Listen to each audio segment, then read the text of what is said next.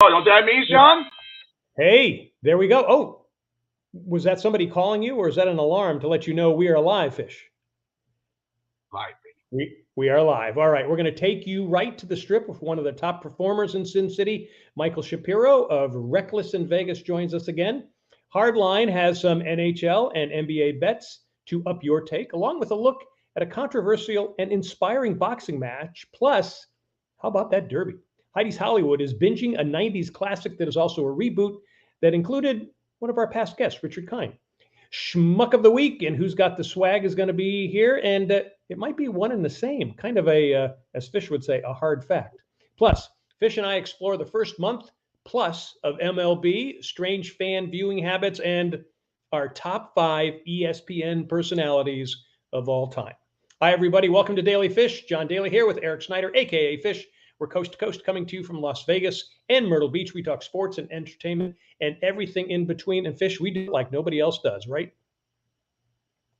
Well, we do. We're everywhere, on the platforms, and we try to keep it. Look, people say to me, "We watch a show because everyone else on your show is professional, and you're an idiot."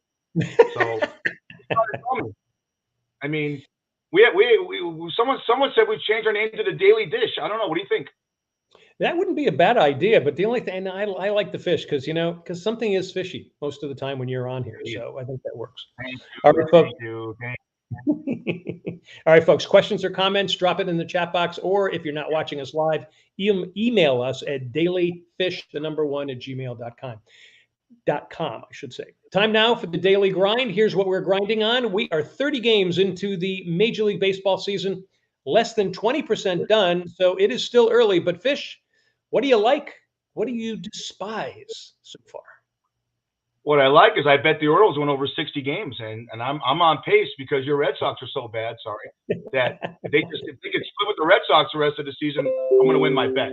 I like that. What I don't like I like the fact that Shohei Ohtani is off to a pace that he had last year. I like some of the run production in some of these teams. What I don't like is they don't market their sport well. The games are too long. The Reds are what 4-23. This is Cincinnati Reds. We had Doug Flynn and we had Johnny Bench on. This is a big red machine. They might be out of it they might be 25 games out by the All-Star break. All right. Yeah. And the last thing I'll say, the attendance in some cities is atrocious. Oakland's averaging 2,800 fans a game. John, I told you, it's a great joke. Daly and I went to an A's game last week. We got so close to the dugout that the manager asked us to play. That's how bad the attendance is there. I mean, it's just Diamondbacks 18,000 in Arizona for their home opener. We always try and fix this sport, John. I don't know if we can. I would agree with you. All right, let me go through mine because I like the Angels too. They look dominant throughout the whole lineup. By the way, as you said, they have Trout and Shohei there.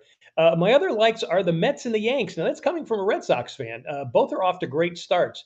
What I despise, as you said, was my Red Sox. That bullpen has blown 10 saves in the first 29 games. Now, get this. For the Red Sox to get to 95 wins, they would need to win 2 out of 3 of every remaining games. They have no closer, and too many other stars are not getting the contracts or the long-term deals that they want to stay with Boston.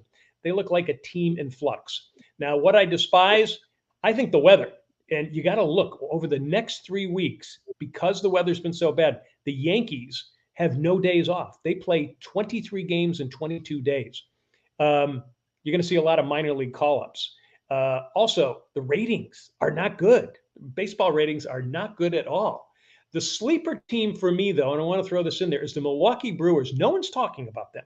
They're leading the NL Central, and they're hitting and scoring runs this year, something they didn't do last year. So it's really interesting, and hopefully we're not boring everybody by talking about baseball, Fish. Well, Sandy Koufax sent this to me. Remember Sandy Koufax, the legend that was at the Dodgers, who's at Dodger Stadium throwing out the first pitch. Look what he put there. This is great. This is what the Dodgers. Somehow I think that was photoshopped. That's our baseball take. All right, it's beautiful. All right, next on the grind. Have you noticed that individual sporting events are more popular than the actual event? Fish, give us yours. Well, Hardison made a comment to us when we were in the rehearsal, and he said, "Fish, are you going to take Thursday night off because of the schedule release show in the NFL and the NFL Network? That'll be higher rated than any Major League Baseball game this season. I know baseball fans, they can't stand it. Daniel Stern, the old commissioner of the NBA, and present commissioner Adam Silver can't stand it that the NFL draft dwarfs any NBA game. The first time the NFL draft dwarfs any NBA game in its history. Same with hockey, okay? Stan Kasten, I'm going to be long with here, John, but Stan Kasten was interviewed on Major League Baseball Network because the Dodgers host the All-Star game. And all he talked about was the home run derby, okay? When you have to have events that are more popular than your sports, you're in trouble. What do you think? I agree. And to me, the biggest one's the home run derby. The 3-point contest and the dunk contest for the NBA is the same thing too. So I agree. And unfortunately, I think our attentions are just going elsewhere. And the games that you and I grew up on just aren't getting the recognition from younger folks. And people have busy lives. They don't have enough time to do 4-hour baseball games. So I agree. Hopefully, they're going to change things in the next couple of years. They keep talking about it, and we keep telling them about it, but we'll see. All right, and finally, on the grind, our top 5 ESPN talents of all time. Fish, you and I got our own list. You go first. I'm going to go with duo first, number 5. I'm going to put Woody Page and Skip Bayless. Your buddy Jay Crawford hosted a show called Cold Pizza back in 2000. They had a thing called First Take, and it's blown up into this mega segment with Stephen A. Smith is now taking over, and it's made him, a household name. So that's my 5. Number 4 is Tom Mees. If you don't remember ESPN when they first started, Tom Mees was one of the faces of, and unfortunately he drowned at a barbecue. But one of the great voices of hockey. Okay, number 3 is Pete Axtell. Remember he used to get drunk and be on the set of the NFL they had the pregame show. Nice. Wake up. You're seeing personalities, right? Number 2, I love Dan Patrick because he was the incessant name dropper. Remember when Howard Cosell would say, I had lunch with everybody? Every time Dan Patrick came on the set of SportsCenter, he's like, I had lunch with, the breakfast with today? And keep on and go, who, Dan? Who? Rona Barrett? And number 1, I know you have, this is my number 1 guy, Stuart Scott. I just love Stuart Scott. I think his mannerisms and what he did for that network, all his little soliloquies that he had, his metaphors. It's a shame he's left us, but that's my 5. I agree with you certainly on Stuart. Let me start with mine. Number 5 for me was Peter Gammons. Now, he's not on ESPN anymore, but to me, his baseball insight was second to none. I loved him when he was on ESPN. Number 4 is Doris Burke, who covers the NBA. Yes, it's a bit of a homer for me since Doris is a PC friar like me. She was a former player there at Providence. I love the way she calls games. Number 3, Linda Cohen, talented, knows so much about so many sports, and just one of the nicest people you'll ever meet. Number 2 is Linda's and my golfing buddy, the late Stuart Scott, as you just mentioned, Fish. I miss him on the air. He was as entertaining and nice at events, having dinner with, as he was on air. So I miss him terribly. And he was as cool as the other side of the pillow. And my number 1 is Chris Berman. He made ESPN.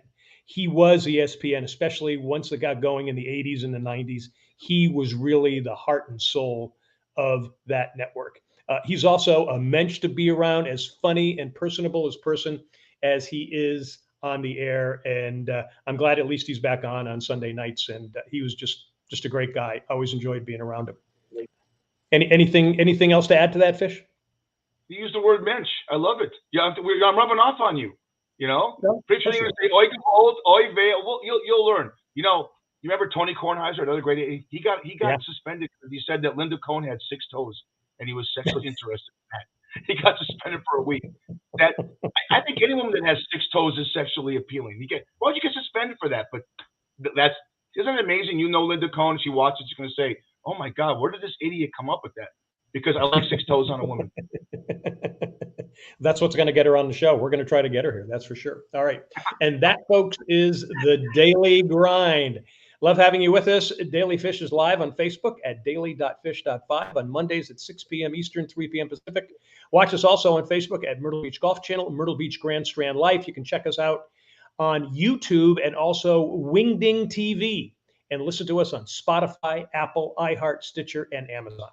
All right, time now for the Daily Fish Hardlines. John Hardison has the podcast, The Cost of Winning, focusing on fantasy sports and sports betting, and he's with us here every week. Hardline, welcome back, buddy. Let's start with the NBA. Bucks and Celtics, a great series. They go again in about an hour. Bucks are home, leading 2-1. Who are you picking tonight? I'm sticking with the same pick I had on Saturday, even though I feel like they got robbed. I'm going with your Celtics. I mean, what a great back and forth matchup. I think they need this game tonight to stay alive. You don't want to go down to the Milwaukee Bucks 3-1, especially with how good this is. I'm actually taking the under. I think you're going to see a lot of defense this game, under 213.5. A lot of the other two games have gone under. It's just been a lot of back and forth, a lot of living at the line. The one prop I do love for this game is who gets the first basket, and I'm taking Greek Freak at plus 420. I think they're going to feed him early and try to get it moving. Wow. Real quick, did you think that was a bad call on a no call on the three-pointer, alleged three-pointer? You know what?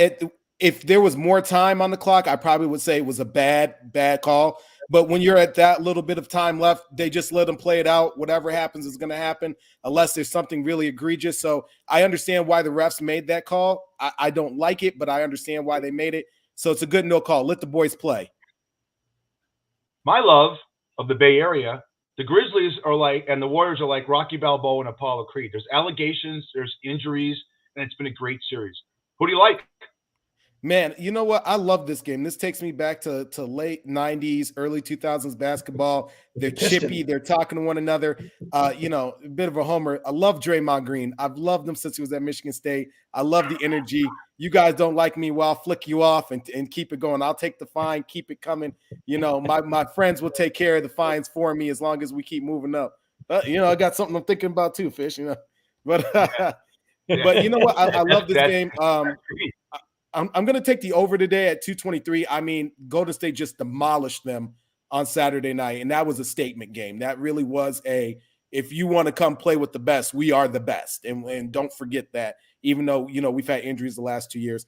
The prop that I like in this game, over 8+3 combined threes for Klay and Steph at 135, and for Steph, over 6.5 assists at plus 104. I just think that this is a game where you don't want to see if Ja comes back the next game. He's not going to play this game because he's doubtful.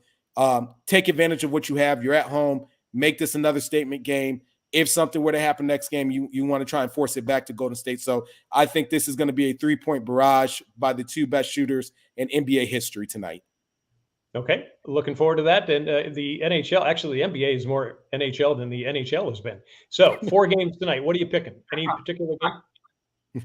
You know what? This game, I'm riding with Calgary. It's a back and forth between them and Dallas. I kind of knew it was going to be that way. I do like Calgary tonight. I'm taking and the other game I like is Rangers Penguins. Did not see that coming on Saturday. I mean, the Penguins really, really gave it to them. And even though the Rangers came back, they tied it up 4-4. They couldn't just sustain it. I know they have a different goalie in that tonight for the Rangers, so I'm going to take over 6 goals at -1.5. I just think that they're just going to, ram it down their throat, try and take as much as they were.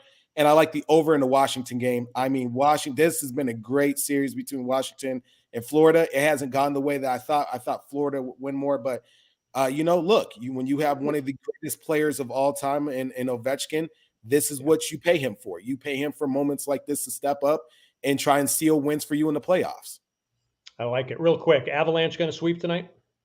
I don't think they're going to go for it. I don't think they'll sweep tonight. As much as I think the Avalanche are the best team in the West, I think the Preds at least get one game out of this. I think they get one game. They'll get taken off in 5, and we'll see for that. And with this game, the best prop that I like is there's going to be a goal within the first 10 minutes. I can't see this game not going off within the first 10 minutes of people scoring at -174. I'd take that tonight. Did you see the Canelo? Daily text me on Saturday upsets. Okay, and we'll talk about right now. You see Canelo Alvarez beat to Dimitri Bivol. He's karaoke in some local bar. Did you see that? I think it's great. It's great. But what do you think about the fight? Because obviously he was sing Sinatra. You know what? I love the fight. I mean, I give a lot of credit to Canelo Alvarez. The biggest thing about him is he went up another weight class. I mean, this guy started off fighting at about 147. And he's trying to fight guys that are 170, 170 plus. give him a lot of credit. But Bivol, he took the shots, and I mean, he really fought Olympic style boxing. As I tell people, he didn't try to move in. He didn't try to just go blow to blow with him. He was patient. He worked the jab. He moved around. He cut off the ring. That's boxing to me. That's the boxing I love to see. You're not always going to get heavyweight sluggers, and to watch him work his technique is awesome. And you know what? It goes along the lines of what we saw this week when he said, I understand why people would have taken Canelo, but you got to believe in yourself. If I don't believe in myself, nobody else can. And so he was plus 440, plus 400 at a lot of books. Canelo was minus 550 at a lot. I threw some money on Bivol just to see what happened, and I was happy at the end of Saturday night, with the results. But, that goes into what he was able to accomplish, and even look at what happened with the Kentucky Derby this weekend. Well, I know you got the Kentucky Derby right, didn't you? I mean, how about that finish with Rich Strike making somebody, and not too many people, a Rich Strike, but Hardline, the three of us were on live the afternoon, 3 or 4 hours before, maybe longer than that. I mean, I was just astounded. I wanted to get you two back on the line because I was like, wow, what a finish. I mean, Rich Strike looked like a mouse running through a maze. I mean, it was unbelievable. What was your thought? I just smell movie rights. I smell movie rights. I see cameos. Move over, Seabiscuit. Like, this is one of those type of stories that you just can't write. A horse that's not in a horse and a jockey that aren't supposed to be there coming into this race. They replace someone on Friday, and some books they're not even on the book as racing. You see them take off from the gate. He's dead last, almost in the back, and he's patient. He's just biding his time. He's waiting, just like a boxer. He's waiting. He's waiting. He sees his moment, and he just takes off. And I mean, you can't write a better story than that. Takes off, beats the top two horses that everybody has pinned to win this race, and just wins out of nowhere. I mean, what a phenomenal race. The patience, the greatness of the jockey. And the greatest thing about the jockey is a lot of times you see the jockey, whipping the horse. He's not really whipping the horse. He knows his horse. He knows when it's time. And then when it's time, they just start kicking. So an amazing weekend of upsets, an amazing race. You couldn't write this. Honestly, I know we look for Triple Crown winners out of all this. Who do we think is going to be the next Secretariat, or who's going to win the Triple Crown? And honestly, this feels much better than even waiting to see for a Triple Crown. I mean, you just can't write this emotion into feelings, honestly. Now, do you give him a shot at the Triple Crown? I mean, he's a champ. I mean, you got to give him a shot. You got to give him a shot. I don't expect it, but you got to give him a shot. Okay. All right. Cool. All right. And that is the Daily Fish Hardline with John Hardison, the Cost of Winning podcast. You can find him here with us every week. He's also on Spotify, Google, and Apple Podcast. And Hardline, what's really cool about it is that Fish and I have rubbed off on you because you're seeing things and you want to turn them into screenplays now.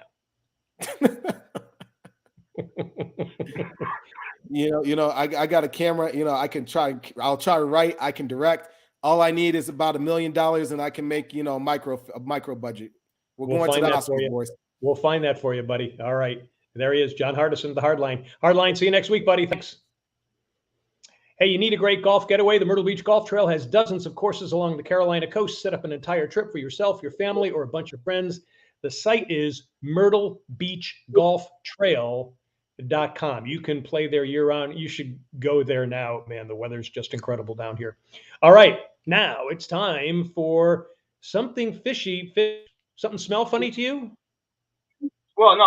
First of all, I wanted to all the mothers out there, happy Mother's Day.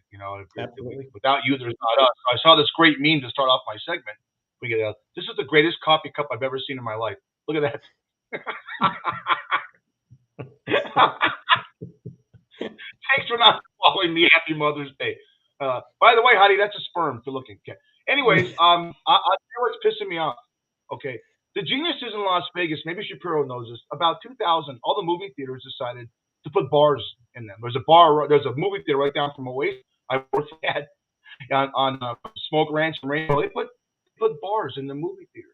The worst thing about going to a movie is having someone talk during the movie, because you can't go back, like when you stream it, you can't go back and what'd they say? No. Okay. So you said, wait, 20 years later, this and that? I'm thinking to myself, this is how stupid our society is. Sit in your goddamn seats. What we saw with Chappelle, what we saw with Will Smith, And now, we're going to talk about this in the schmuck. People are getting out of their seats and they're attacking people. When Will Smith hit Chris Rock or slapped him, two alumni of the show, three, Brad Grunberg, Tony Visick, and Scott Henry. I texted all of them and they said, we're fucked. Okay? And Grunberg's been attacked and Tony's had people go on. It's like we're a copycat society. Why are we so stupid? I'll give you an example. If the Denver Broncos won the Super Bowl this year because they signed Russell Wilson and the Rams went all in last year, Broncos going all in this year. Okay? If they do it, watch 5 other teams do it. Okay? Can't we think ourselves? And the bottom line is when you buy a ticket to something, sit in your seat. They're there to entertain you. They say something you don't like. You don't have the right to get up and do something about it. So that's what's fishy to me. Yep, I would agree. I think everybody wants to be the hero of the story, so they've got to be a part of it. And unfortunately, that's what happens in today's society. But you're right. All right, Fish, still ahead. We have our Schmuck of the Week, along with Who's Got the Swag, and our special guest, Michael Shapiro, who is reckless in Vegas, but in a good way. All right, time now for Heidi's Hollywood. She is Heidi Holliker, actor and producer who is deep in the entertainment scene with us. She's with us every week. Heidi, welcome back, and you are streaming an old favorite. Tell us. Hey, guys. Can you see me? There we go.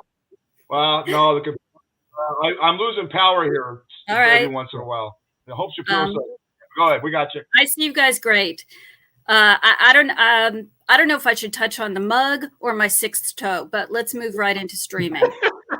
So, Mad About You is on Amazon Prime. You got 6 toes? Well, you're frozen right now. Oh, there you are, Eric. We'll talk later, okay? I just, you found it attractive. So, yeah. Mad About You, Amazon Prime. It is a 90s sitcom with Helen Hunt, Paul Reiser. I watched at the time every single episode, and then have watched every single episode again. And it's a funny show. Our show friend Richard Kind stars in it as well. He's amazing. And they did a reboot. Came out 2 years ago on Spectrum Originals. Mad About You. Now it's 18 years later. So it's pretty fun to watch the same characters in the same apartment and what their life is right now, becoming empty nesters with their kid going off to college. So I love the show. And it holds up. It holds up every episode, 7 years. So how do you feel about that? I mean, because we're seeing a lot of reboots in relationships in Hollywood, and then we're seeing a lot of reboots in different shows. Does that make sense either in real life, or does it make more sense on the screen? I think it makes sense all across the board as far as the shows. That one really works. Some reboots don't work. As far as relationships, you've got Jennifer Lopez and Ben. I was going to say Ben Kingsley, Ben Affleck. That would be an interesting relationship. He would love that. Yeah. Ben Kingsley would go nuts over that. Yeah, there you go. Ben Kingsley has 6 toes. Yes, I know that, but I can't talk about it. Anyway, so they're back together 18 years later.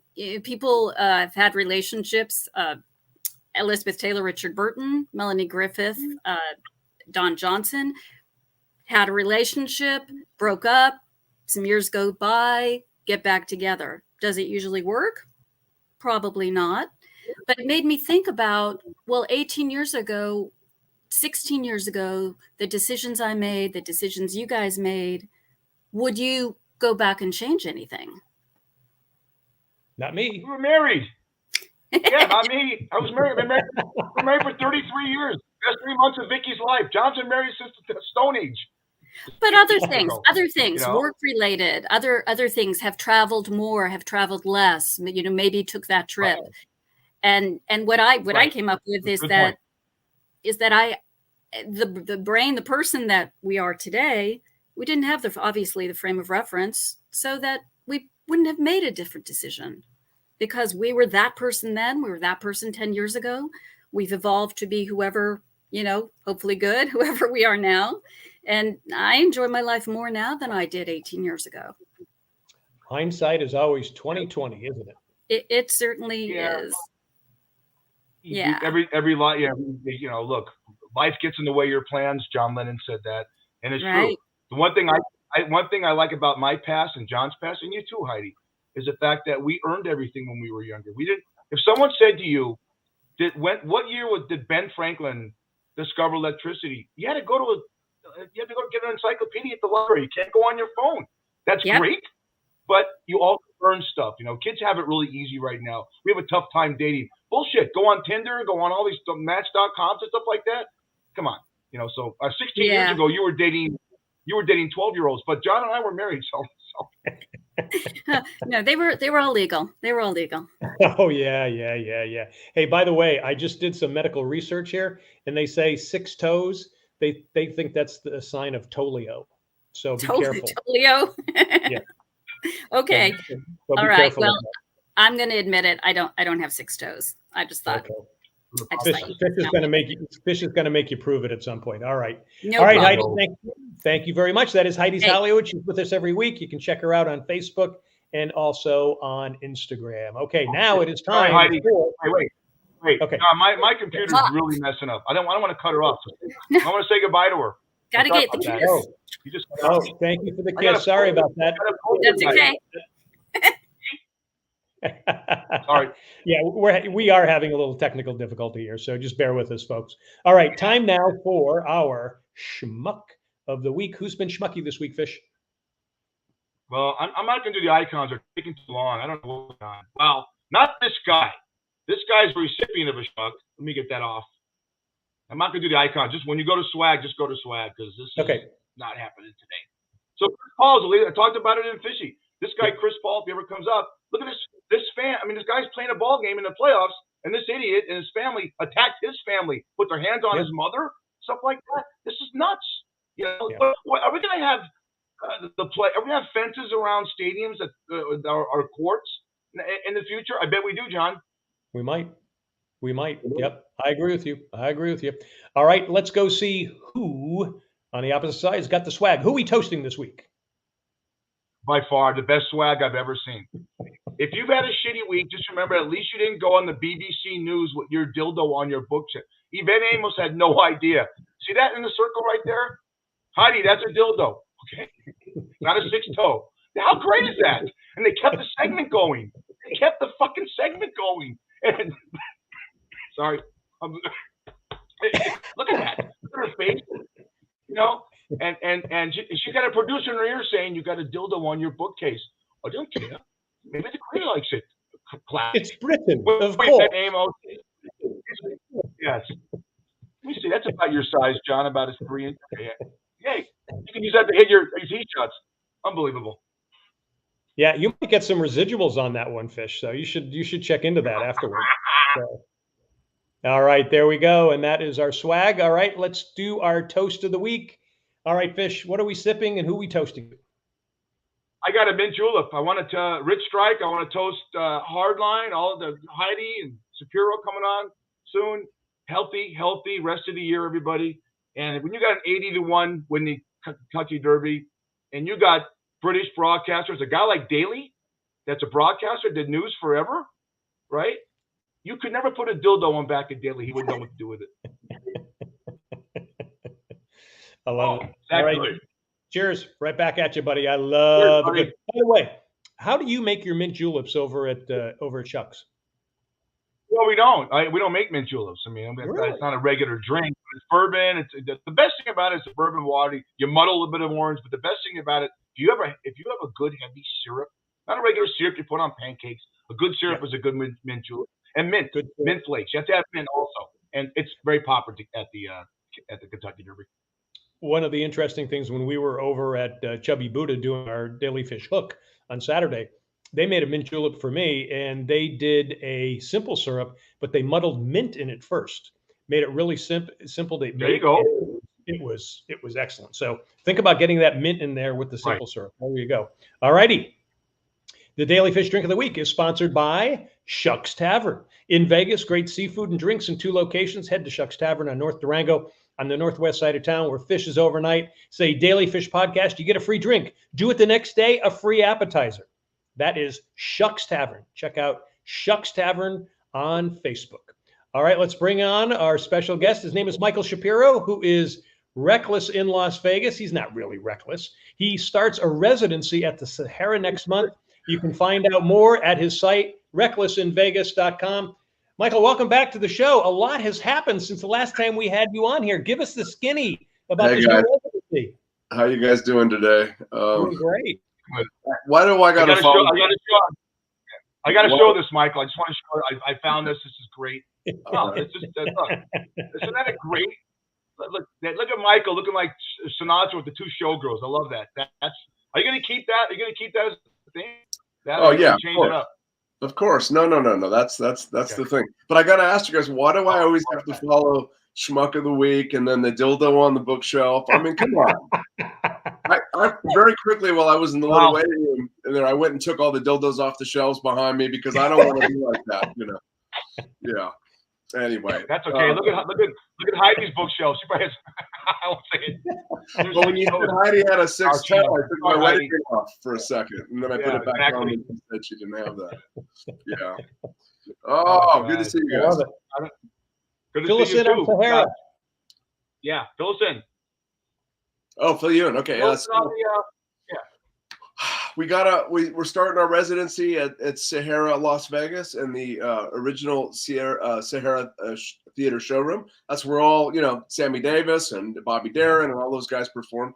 We're going to be there Thursday and Friday nights in June. We start June 16th is our media industry party, and then on the 23rd of June we're going to have a friends and family free concert for everybody, and then tickets are going to go on sale at the end of next week for our start, which will begin June 30th. July 1st will be our first 2 ticketed shows. So and that's going to run as long as we can stand it, and they'll stand us. We're in for a long time, so we're looking forward. Congrats. You sure are. Thank you. Sure. Describe Reckless in Las Vegas, the theme of the music and how it's tied to the past and how you creatively rock the past. I've seen the show, Daly. I saw it years ago. It was phenomenal. I never want to correct the hosts, and you both have done it, so I have to correct you because you've done it twice. So it's Reckless in Vegas. There's no loss. We've lost the loss, just to clarify. Oh, so did I say Las Vegas? I apologize. It's okay. But the website is recklessinvegas.com. That's a new theme. I get pissed off. Why wasn't it called the Las Vegas Golden Knights? It's Vegas Golden Knights. You don't call the 49ers the Frisco 49ers. That's a new thing. I like that, man. Way to go. You don't say Frisco either, yeah. So it's a modern twist. It's a modern twist on Vintage Vegas. We've created a bunch of original renditions. We're a rock band, so it's got kind of a rock and roll edge to it. We've got dancers in the show. We've got video montages that are all synchronized with the music. We do a couple of mashups. We'll take like Jimi Hendrix and mix it up with Sammy Davis's Mr. Bojangles. We'll take A Very Good Year by Frank Sinatra, and we'll use the music of Starship's. What's the song? I can't think of the song. Doesn't matter. Those are mashups, and the mashups are one thing. Led Zeppelin's Whole Lotta Love over Boots Are Made for Walking by Nancy Sinatra. But every other arrangement, they're original arrangements that we've crafted. They're basically our interpretations of what would that music be like today. We've kept the lyrics and the melodies true to the original versions to pay homage. But as far as the music goes, we're rocking out. So it's high energy. It's a lot of fun. We've got a bar on stage, so everybody gets a little tanked. Everyone's having a good time. We do a little bit of Rat Pack humor, but kind of how it would be in this day and age. So it's a little more edgy. Hence the Reckless in Vegas. How do you determine how you're going to combine those different tunes together? Well, listen, John. I'm a genius, so it just happens. It's interesting because it really is kind of an inspiration. It's the mashups per se. Dan Shea, our producer and partner, he helped with all the arrangements, and he came up with The Very Good Year. It's White Rabbit, by the way, Starship's White Rabbit. That was his idea. His idea was also the Jimi Hendrix Manic Depression. That was his idea. I came up with the Led Zeppelin Whole Lotta Love underneath Nancy Sinatra's Boots Are Made for Walking.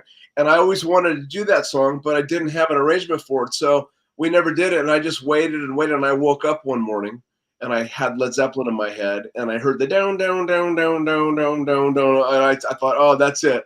And I put them together and it worked perfectly. So the other things we craft them, and it took us a year to put the first album together. So they're really well thought out, and we'll see. With the next inspiration comes, we'll add another one to the repertoire. My mother's favorite duo. My mother's 84 years old. God love her. Her favorite duo was the Everly Brothers. When I heard you do "Dreams," the great song by the Everly Brothers, and you turned into the rock thing, I'm bringing my mother to your show. One, she's going to try and marry you, and number two, if you do that song, you'll be in the will. Okay, are you still doing that song? Because you got to hear the way he does this, John. The creativity is amazing. Yeah, all I have to do with "Dream" by the Everly Brothers is a duet that I do with Chris Nichols, who's our bass player. We've been playing in bands together since the late '90s, and we're kind of brothers, and so our harmonies work really well, kind of like Everly Brothers. I mean, they're real brothers, but you let me know when your mother's there, and we'll dedicate it to her, Fish. I'll do that for you. And if that ensures the will thing, I'm totally in. She sees you, you're in the will anyways. I'm out. You know what? We asked this last time, and because you were on our 9th show, and now we're in our 50s, but you have a great response to this question I'm going to ask you. Give us your musical influences that inspired you to take up this great craft of the music industry. Yeah, my earliest memories of my dad, he was playing air guitar to all this great music. He had 755 8 tracks, and I know because I alphabetized them all for him. But there was always music in the house, and I remember my dad took me to a show in 1976 at the Aladdin Hotel. And it was Santana, and I remember being in the audience as a 6-year-old kid, passing the joints over my head and everything, and I remember the feeling that I had watching him play that guitar, and I knew in my heart that that's what I wanted to do. I wanted to be able to manipulate an instrument like that. I didn't know anything about electric guitars, and I remember being 11 or 12 years old and really longing to feel the power of an electric guitar through an amplifier. I just always had that in me. And I think at the time it was more about the adoration that the crowd felt for him. It was about the love he being adorned on him. And it wasn't as much about the music for me. As I got older, it became more the music. But, Hendrix, I listened to Hendrix albums. My dad had some of the best music, and I just was constantly, I'll never forget, I was in my bedroom listening to Jimi Hendrix. I think I was about 13 years old. And my father opened the door and he looks at me and he goes, "You should hear that on LSD." I'm 13, right? It's a little inappropriate, but bless. Fantastic. That's fantastic. Yeah. So my dad. I get it. Oh, your dad's your dad's huge. Your dad's the biggest Aerosmith fan on the planet. I mean, it's probably. You're plus Aerosmith 20 times a concert, right? I've seen Aerosmith twice. I've seen twice. My father has seen him probably 20 times. Yeah. Is it fair, Michael, that I compare music of this that people compare? I tell the young kids that work for me, you never knew what it was like to listen to music of the 60s and the 70s, because they think right now, and music is everyone's own opinion. I can't tell them what they're listening to now stinks. But I think, and you're younger than John and I. You're younger than John by about 25 years, me by about 10 years. But is it safe to say that am I wrong? Am I biased that the music of the 60s and 70s were great, wasn't it? I think every generation, every decade has given us some pretty amazing gifts. And my niece Kaylin Shapiro, she's 18 years old, and I gotta say, she's got incredible musical taste, and she listens to a broad range of music. Her all-time favorite, she's obsessed with Harry Styles. So I'm forced to listen to Harry Styles. And I got to tell you, if I would have just stumbled across Harry Styles on my own, I would be a fan. The guy's music is across the board, multiple genres, multiple influences, and really well done. And I think there are a lot of kids today that are discovering vinyl and discovering older music and their appreciation. Now, I don't know what happened to the generation right before this generation that's discovering this stuff. That, I'm not a big angry music guy. I don't like music that makes me amped up and negative. Anything feels negative to me, I'm out. I was into rap when I was in high school, but it was LL Cool J. The rap has gone a different direction now for me. I like music across all genres, and I like to see people be less tribal, if you will, about their music and be a little more open-minded, because every genre, yes, even country, yeah, there's great songs in every genre. And if we can just open our hearts and our minds up to it, we're going to discover some really amazing little treasures, you know? I agree with you 100%. One of the guests we had on the show was Damon Johnson, who played guitar with Thin Lizzy, also with Alice Cooper. Great guy. And we were at one of it was Rockin' on the Runway, a charity concert and golf tournament. And what was fascinating is they brought in about 7 or 8 of the different musicians that were from different groups. And Damon ended up playing with Chicago. With some of the Chicago guys, and they did 25 or 6 to 4. And I got to tell you, that place was mesmerized. And I asked him the next day, I interviewed him, and I said, not only was the place rocking, I said, did you feel it? He goes, John, he says, it was like when I had been in a rock concert when I was in junior high. It was the exact same thing. Do you still get that every time you get out there? You know, right now I'm having to do all the business stuff, right? So I don't enjoy the business side of this deal, producing and promoting. The self-promotion drives me crazy. You know, it's show business, it's not tell business. And I find myself telling people a lot about what it is. And I want to show you. And the gift for me is when I walk out on stage, and I deal with a lot of performance anxiety before I go out. And I always have, and I hope that never goes away, because it's a high level of excitement and adrenaline. And I'm a former cocaine addict. I like that intensity and that high. But as soon as I play that first note and I start to sit in it, it is so, when the band's on and you find that groove and that chemistry's going on, there's nothing like it in the world. And I've had the opportunity to travel all over the world playing music, from being in a full band to acoustic. I've walked out with an acoustic guitar in front of 5,000 to 6,000 people, and it's scary. But when the music starts and the connection happens, I don't know anything else in the world that I'd ever rather do. And I've been doing this now. You know, I started playing in a band at 16. I'm 51 now, and my passion is as intense today as it was when I first had the dream. So, you know, I wish that everybody on the planet could find a passion like this, and it could fill them up, because for me, it's the same as it was before. Yeah. That's fantastic. I want to do a little round table here, because you're going back to the past. And you go first, Daly, then Shapiro, then myself. Name your favorite concert you've ever been to. So my favorite concert, that's a good one. I would say the Temptations at the Riviera in 1992. It was one of the last times the original Temptations were together. Go ahead, Michael.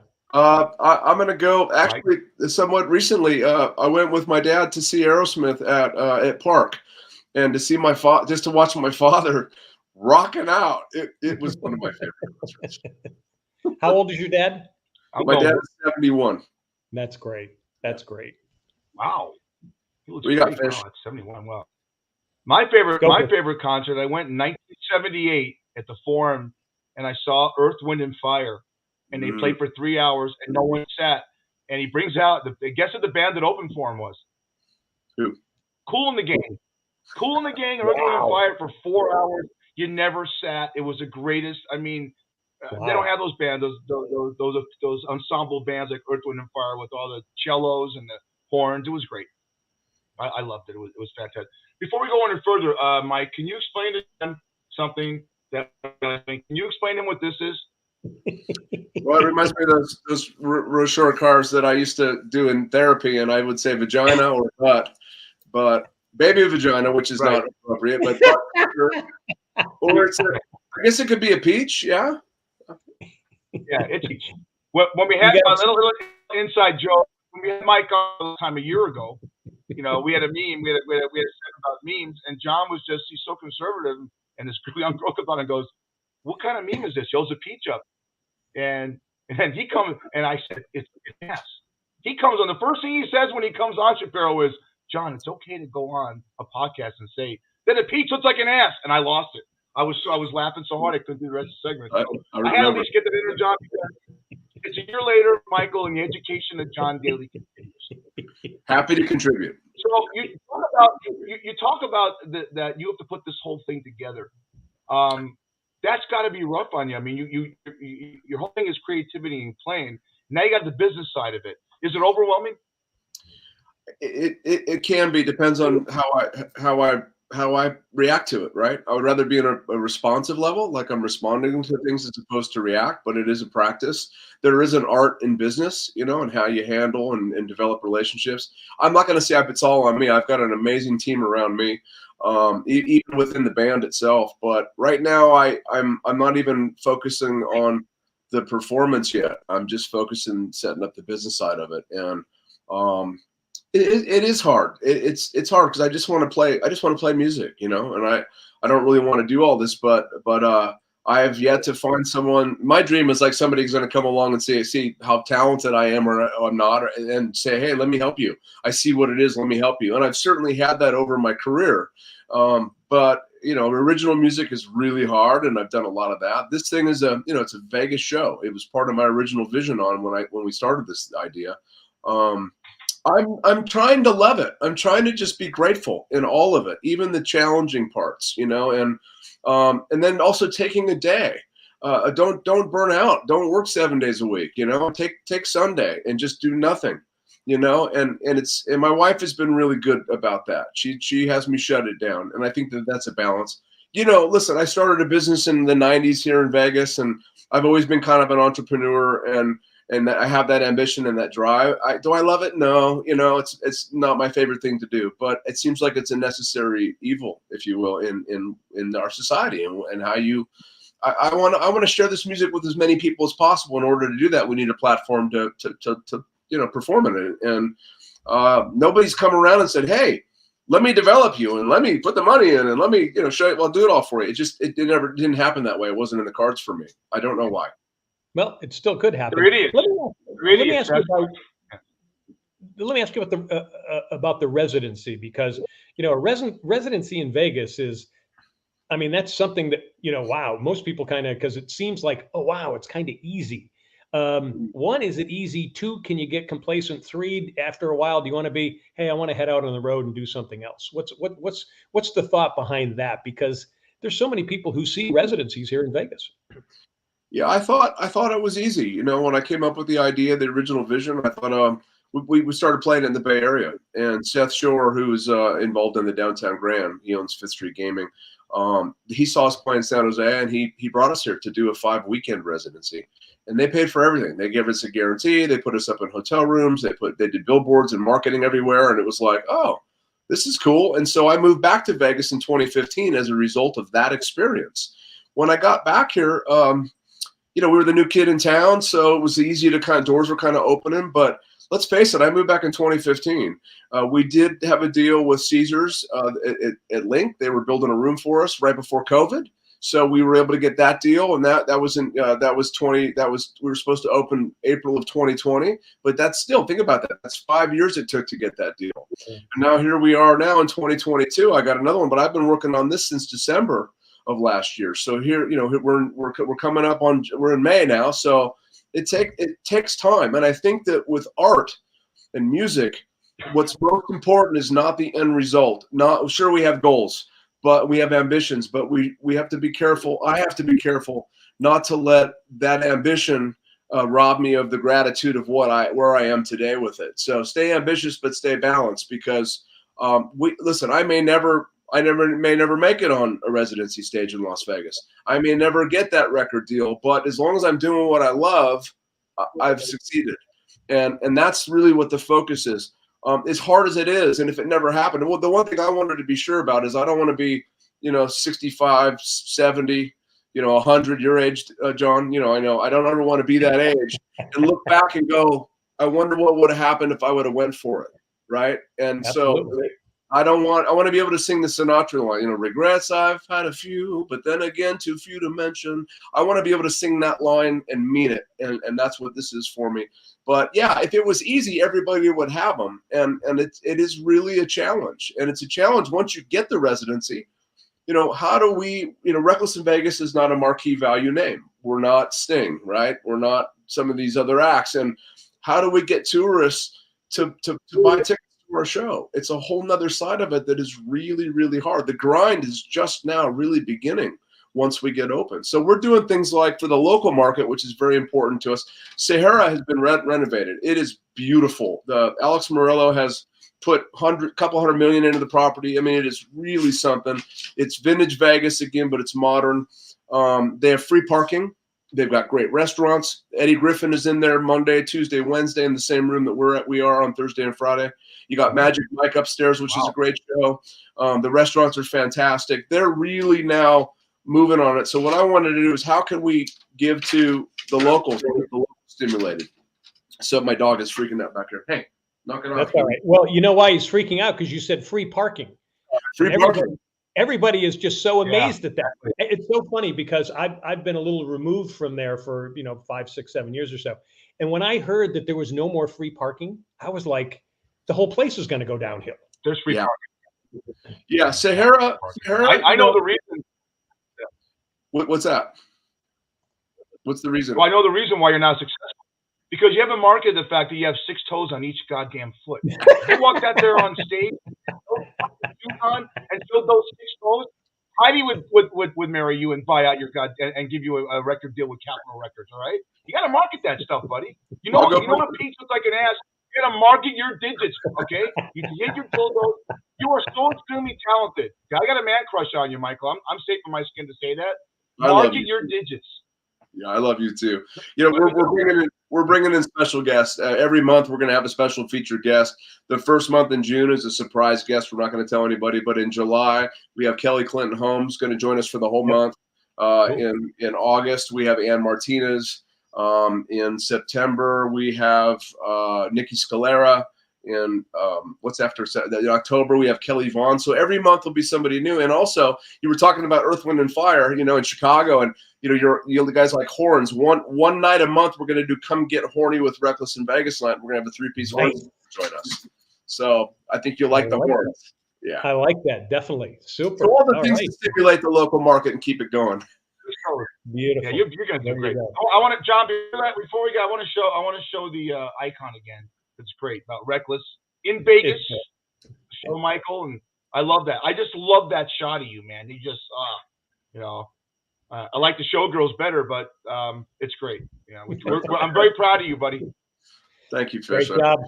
Great job. He is Michael Shapiro. He heads up Reckless in Vegas. Go to Reckless in Vegas, no LAS in there, recklessinvegas.com. He's going to be at the residency at Sahara starting in June. Michael, again, congratulations. Thank you so much for being with us again, buddy. We love it.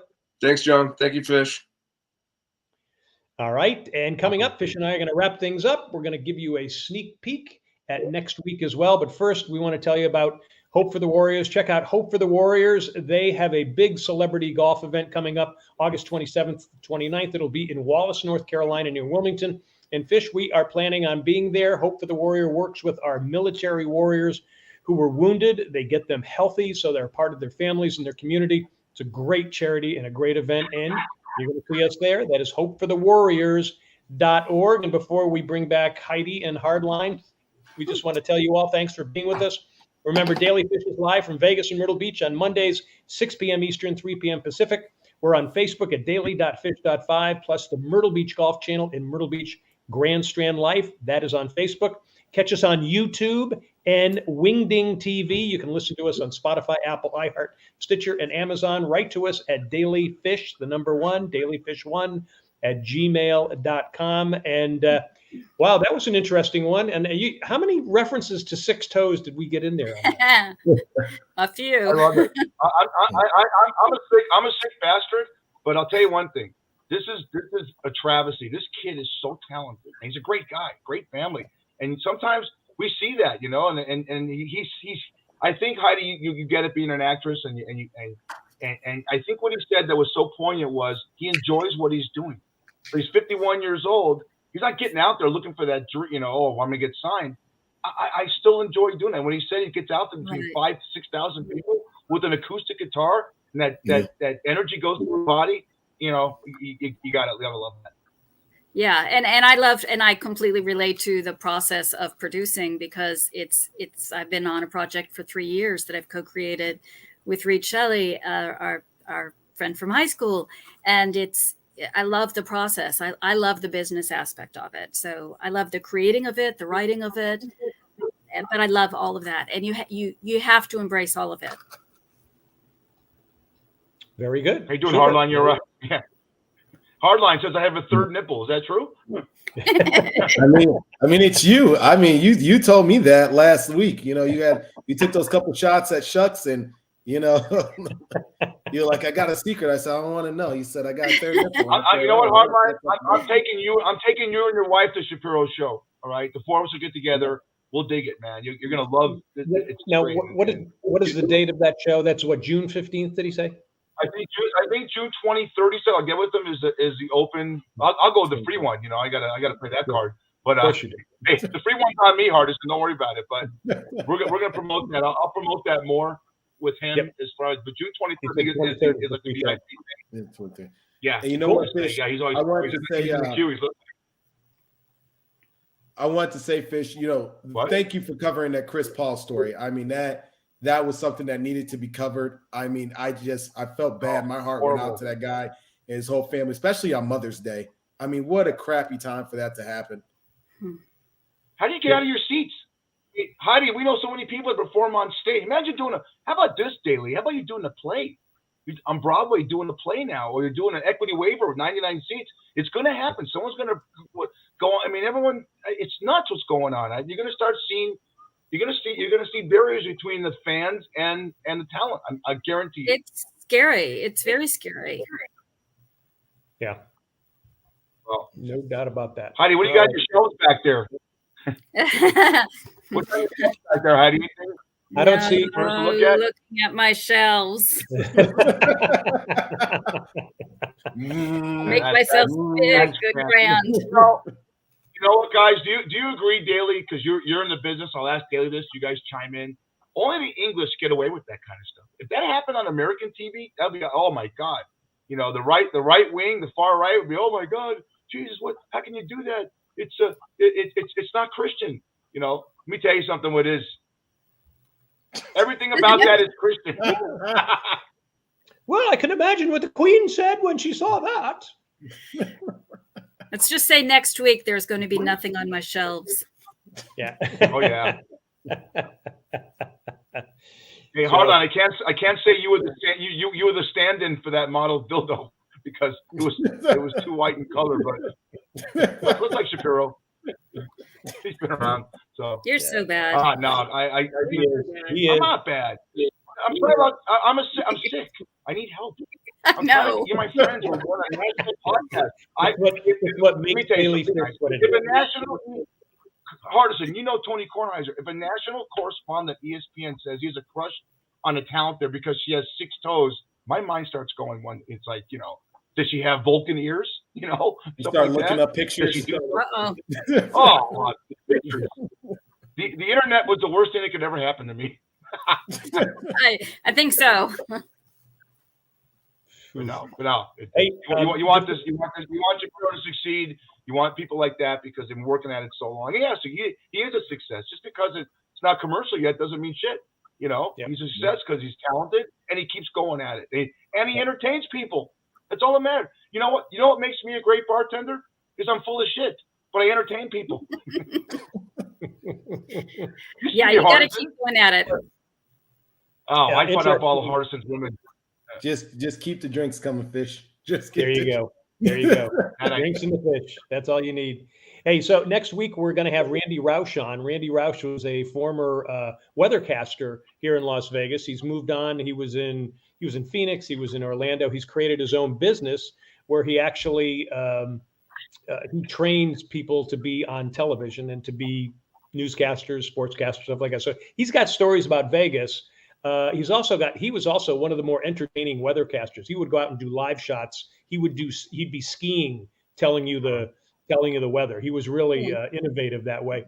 But what was interesting, you know, when he said, yeah, I'd love to be on the show. And I said, we got one of the top acts in Vegas and Michael Shapiro. And he goes, wow, how'd you get him? So he was actually really impressed that we actually got Michael. So that was another good sign.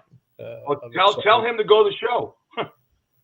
Well, he lives in Orlando, so it'd be kind of hard for him to go until then. Hopefully, Michael will have some appearances. Yeah, he'll have some appearances there. So, and we're lining up some other people. We got Gary Muledeer coming on in June. He's going to be on the show. He's actually broken the record for the most appearances at the Grand Ole Opry in Nashville. So he's Ah. agreed to come on. So we're going to have him on, and got a lot of other people that are real interested. So we're just going to keep them coming. That's how good it is. Hey, and guess what, Fish?